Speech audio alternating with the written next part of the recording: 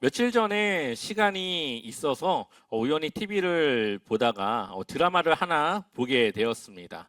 아마 아시는 분들도 있을 거라 생각이 드는데요. 제목은 서울 자가의 대기업 다니는 김부장이라고 하는 제목입니다. 이것은 원래 웹소설로 나왔고 웹툰으로 나왔고 다시 드라마로 만들어진 그러한 스토리입니다. 이 드라마를 보면서 이게 또 목회자의 관점에서 거기서 또 여러 가지를 또 생각하게 되었습니다. 늘 영화를 보든 드라마를 보든 이 목회자들은 여기에서 어떠한 설교의 이 소스를 찾을 수 있을까를 늘 고민하면서 보기 때문에 그러한 생각을 갖게 하는 그러한 드라마였습니다. 사실 목회자들은 이 성도님들의 직장 생활을 머리로만 이해를 하면서 그냥 힘들겠다 생각을 하지 실제로 어떠한 상황에 놓여 있는지는 사실 그렇게 막 많이 잘 알지 못합니다. 근데 이 드라마를 보니까 좀 과장되기도 하고 또 여러 가지 이 픽션이 들어갔기도 했겠지만 정말 그러한 상황이 충분히 올 수 있겠다.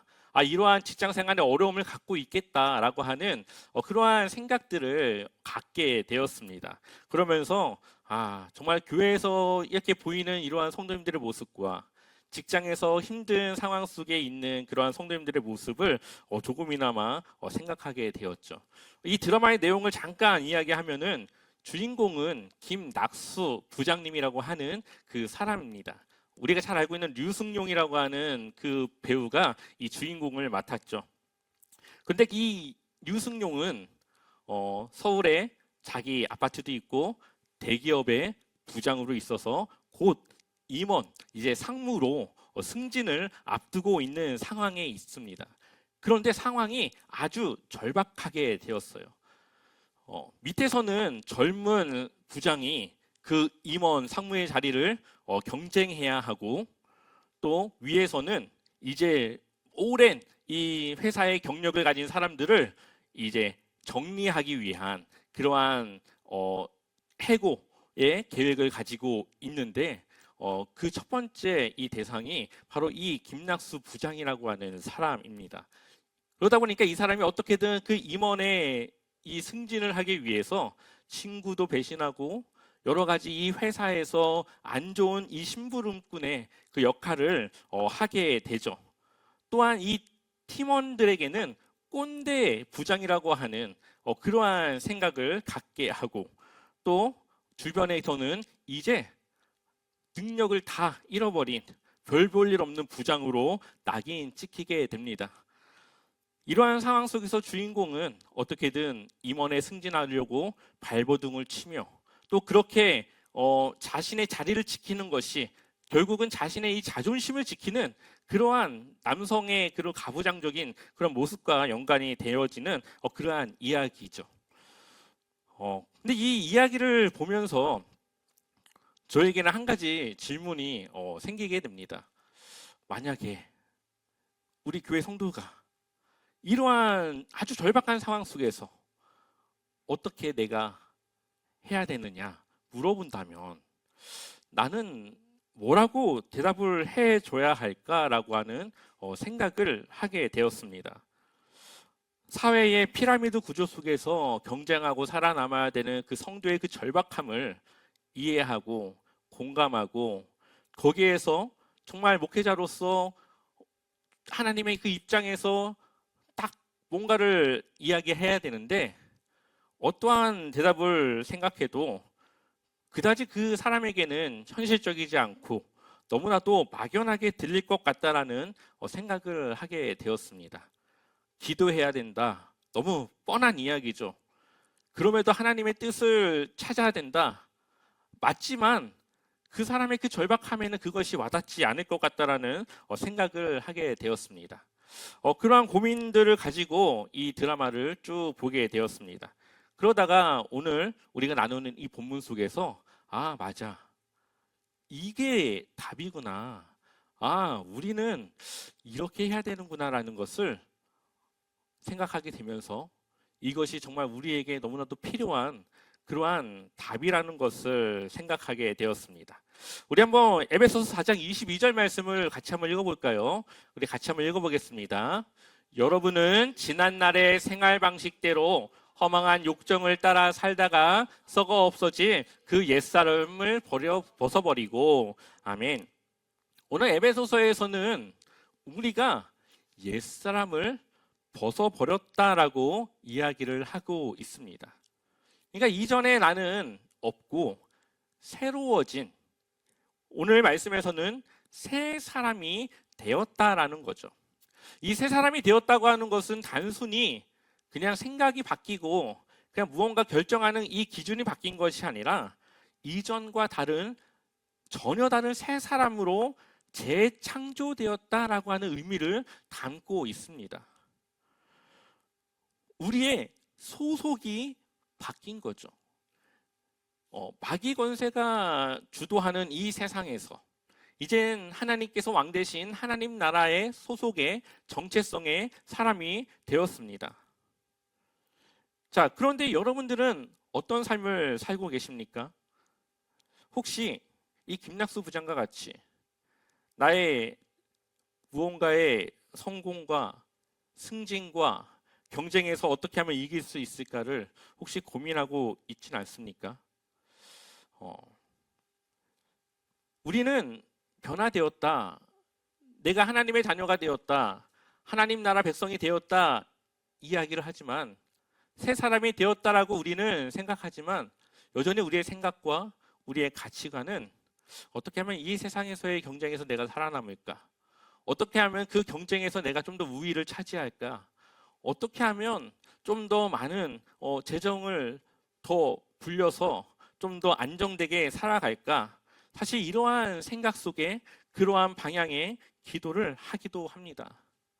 그래서 대부분의 사람들의 기도는 내가 승진하게 해달라고, 내가 이 시험에 어떠한 이 과정 속에 더 나은 결과를 갖게 해달라고 기도를 하죠. 물론 그런 기도가 필요가 없다는 건 아닙니다. 그러나 우리의 기준과 우리의 이 규칙은 달라져야 된다는 거죠. 우리가 달라지기 전에 옛사람일 때는 당연히 경쟁해야 되는 것이 맞았고, 당연히 누군가를 이겨서 내가 우위에 서는 것이 맞았고, 당연히 내가 누군가보다 더 나은 위치에 있는 것이 맞았습니다. 근데 우리는 새 사람이 되었고 우리의 소속이 하나님 나라로 바뀌었습니다. 하나님 나라의 규칙은 그것이 아니죠. 쉽게 이야기하면 여러분들이 한국에서 태어났지만 만약에 미국에서 시민권을 얻게 되면은 이제 어느 나라의 이 법을 따라야 될까요? 미국 법을 따라야 되겠죠. 우리는 이 세상 가운데 살아갔지만 이제는 새로운 하나님 나라의 시민이 되었습니다. 그럼 이제는 우리는 이 세상의 법은 버리고 이제 하나님 나라에서 내가 이제 소속된 그 법칙을, 규칙을 적용해 살아가야 합니다. 그렇다면 우리의 질문과 우리의 기도의 내용이 달라져야 되는 것이죠. 오늘 본문의 말씀을 보면 우리 한번 에베소서 4장 23절, 24절 말씀 같이 한번 읽어보겠습니다. 마음의 영을 새롭게 하여 하나님의 형상을 따라 참 의로움과 참 거룩함으로 지으심을 받은 새 사람을 입으십시오. 아멘.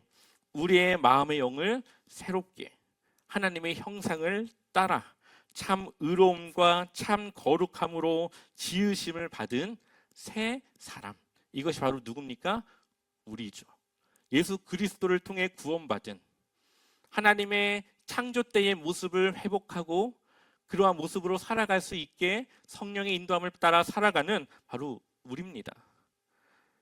그런데 우리는 여전히 변의 가정 속에서 우리의 삶의 규칙은 하나님의 나라와는 조금 멀어진 그러한 생각과 그러한 관점을 가지고 있을 때가 있다라는 겁니다.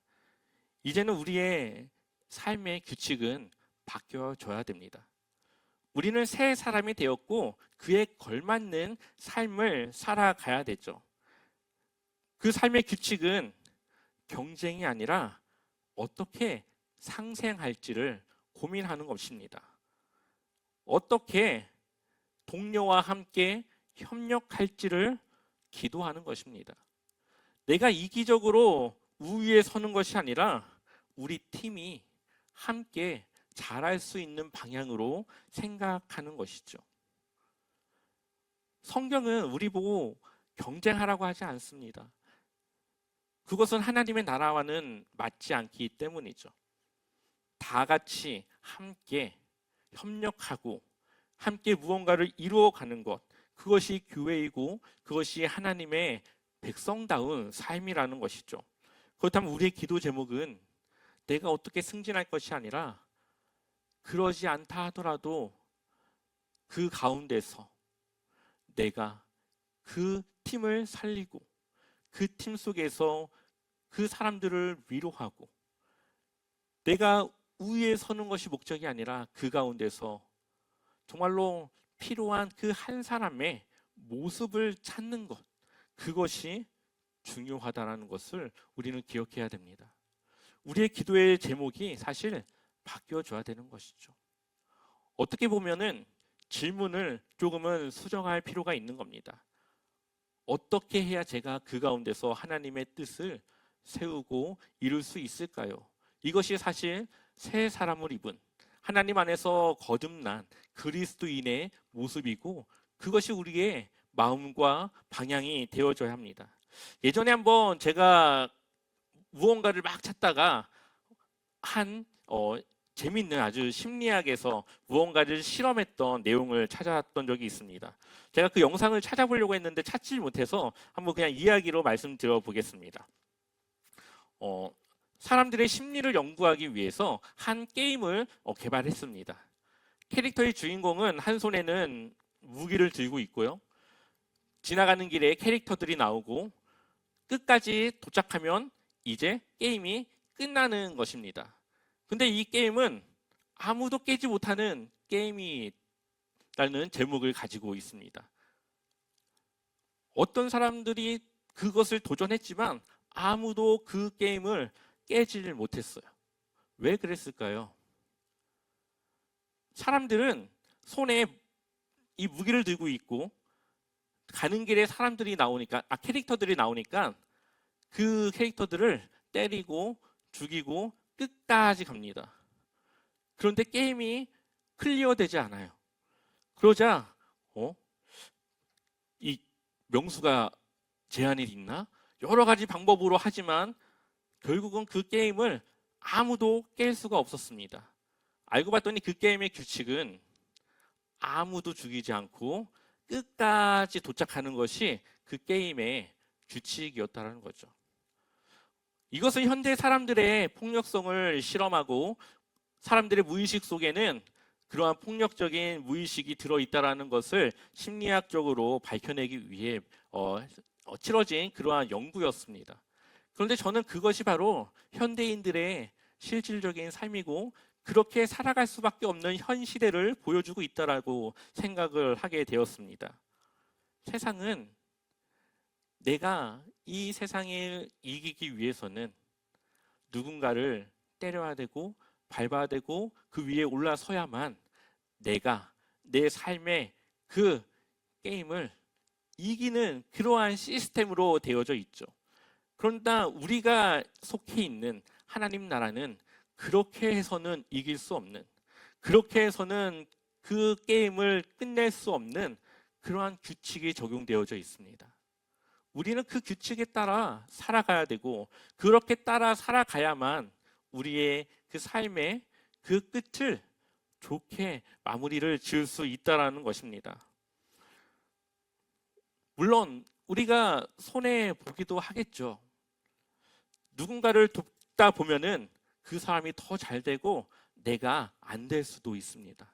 근데 그것은 세상에서는 그렇게 보지만 하나님 나라에서는, 하나님의 입장에서는 그 사람이 아니라 내가 잘한 것이고 내가 인정받는 그러한 행동을 했다라는 것을 하나님은 그것을 보시는 겁니다. 우리의 관점이 어디에 있느냐? 우리가 누구의 뜻과 누구의 생각 속에서 이 세상을 살아가느냐?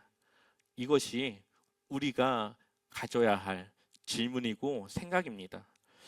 에베소서 4장 이 후반절을 보게 되면은 변화된 사람의 모습이 어떠해야 되는지를 우리에게 보여주고 있습니다. 에베소서 4장 25절부터 한 절 한 절씩 우리 한번 읽어볼까요? 25절 한번 읽어보겠습니다. 그런즉 거짓을 버리고 각각 그 이웃과 더불어 참된 것을 말하라. 이는 우리가 서로 지체됨이라. 아멘. 이웃과 함께 지체가 되어서 참된 것을 말하고 더불어 함께 해야 된다라고 말합니다. 그리고 26절을 보니까 분을 내어도 죄를 짓지 말며 해가 지도록 분을 품지 말고. 왜 그럴까요? 27절 마귀에게 뭘 주지 말라고요? 틈을 주지 말라. 우리가 하나님의 그 규칙을 어기는 그 순간 우리에게 틈이 생기는 거죠. 마귀가 들어올 틈이 생기는 겁니다. 그래서 우리는 그 틈을 주지 않기 위해서 하나님의 귀한 그 삶을 살아가야 되는데요. 28절부터 우리 한번 끝에까지 천천히 한번 읽어보겠습니다. 시작. 도둑질하는 자는 다시 도둑질하지 말고 돌이켜 가난한 자에게 구제할 수 있도록 자기 손으로 수고하여 선한 일을 하라. 무릇 더러운 말은 너희 입 밖에도 내지 말고 오직 덕을 세우는데 소용되는 대로 선한 말을 하여 듣는 자들에게 은혜를 끼치게 하라. 하나님의 성령을 근심하게 하지 말라. 그 안에서 너희가 구원의 날까지 인치심을 받았느니라. 너희는 모든 악독과 노함과 분냄과 떠드는 것과 비방하는 것을 모든 악의와 함께 버리고 서로 친절하게 하며 불쌍히 여기며 서로 용납하기를 하나님이 그리스도 안에서 너희를 용서하신과 같이 하라. 아멘. 결국은 우리가 예수 그리스도의 십자가로 용서받을 수 없고 하나님의 자녀가 될 수 없는 우리가 은혜로 구원을 받고 죄를 용서받은 것처럼 이제는 우리가 이 세상에서 하나님의 그 은혜를 베풀고 그러한 삶으로 살아가며 그렇게 우리가 살아가는 것이 그리스도 예수 안에서 새 사람으로 재창조된 우리가 살아가야 될 삶의 규칙이라는 것을 보여주고 있습니다. 물론 우리가 다 알고 있지만 순간적으로 그것을 기억하지 못하고 순간적으로 그것을 우리가 따르지 못하는 것이지요. 그러나 우리가 늘 기억해야 될 것은 우리는 세상과 경쟁하는 것이 아니라 하나님의 말씀과 하나님이 우리에게 보여주신 그 거룩함과 형상을 따라 살아가는 것, 바로 그것이 우리의 삶의 목적이고 목표이고 가치라는 것을 우리는 기억해야 됩니다. 그것이 먼저 교회에서부터 경쟁이 아니라 함께 협력함으로 나타나야 되고, 그렇게 세상에서 우리가 살아갈 때 그렇게 주님의 사랑과 주님의 빛과 주님의 그 놀라운 능력이 우리를 통해 세상에 보여지고 나타나게 되는 것이죠. 새 사람이 되었다고 하는 것은 단순히 교회에 다닌다고 하는 의미를 넘어 우리의 삶의 모든 기준과 방향이 바뀌어졌다는 것을 의미합니다. 그렇기 때문에 우리는 이 시간 한번 우리 스스로에게 질문해 봐야 됩니다. 나는 어떤 규칙으로 살아가고 있는가? 세상의 규칙인가? 아니면 하나님 나라의 규칙인가? 직장에서 정직을 선택하고 있는지, 관계 속에서 용서를 선택하고 있는지, 말을 할 때 사람을 세우는 말을 하는지, 우리가 새 사람의 방식으로 살아가고 있는지 고민하고 돌아봐야 합니다. 오늘 말씀은 우리에게 아주 중요한 질문을 던지고 있습니다. 우리가 어떠한 규칙으로 살아가고 있는지를 한번 고민하게 되는 것이죠. 세상은 우리에게 이겨야 하고 경쟁해야 하고 그 안에서 살아남아야 된다라고 이야기를 합니다. 어떻게 보면 TV에서 하는 모든 드라마들은 그것을 우리에게 말하고 있고 우리 아이들과 많은 사람들은 그러한 무의식적인 교육, 무의식적인 그러한 주입을 당하고 있다고 볼 수도 있습니다. 그러나 하나님 나라는 우리에게 서로 사랑해야 하고 거짓됨이 없이 진실해야 되고 그를 용서해야 되고 하나님의 공의와 정의를 실현하며 하나님이 주신 은혜를 따라 살아가야 한다라고 말하고 있습니다. 이렇게 할 때 우리는 세상에서 손해 볼 수도 있습니다. 그러나 하나님은 그것이 맞다라고 우리에게 말하고 있고 그 손해를 감수하며 우리가 그것을 따르는 것이 우리가 하나님 나라에 속한 그러한 모습임을 우리에게 말하고 있습니다. 우리는 옛사람이 아닙니다. 우리는 이미 새 사람이 되었고 그래서 우리는 세상의 방식이 아니라 하나님 나라의 방식으로 살아갑니다. 세상은 경쟁을 말하지만 하나님 나라는 사랑을 말하고 있고 세상은 성공을 말하지만 하나님 나라는 거룩함을 말하고 있습니다. 오늘도 하나님은 우리에게 말씀하기를 옛 사람을 벗어버리고 새 사람을 입으라 말하고 있습니다. 바뀐 삶의 규칙을 따라 세상을 이기고 하나님의 그 은혜를 따라 그 거룩함과 형상을 회복하며 살아가길 소망하고 있습니다. 하나님이 우리를 창조하신 그 모습으로 그 모습의 그 삶을 바라는 대로 우리는 그렇게 살아가야 됩니다. 그렇게 여러분들의 삶이 정말 주님 보시기에 아름답고 주님 보시기에 정말 웃음이 나올 수 있는 그러한 멋진 삶으로 승리하기를 소망합니다.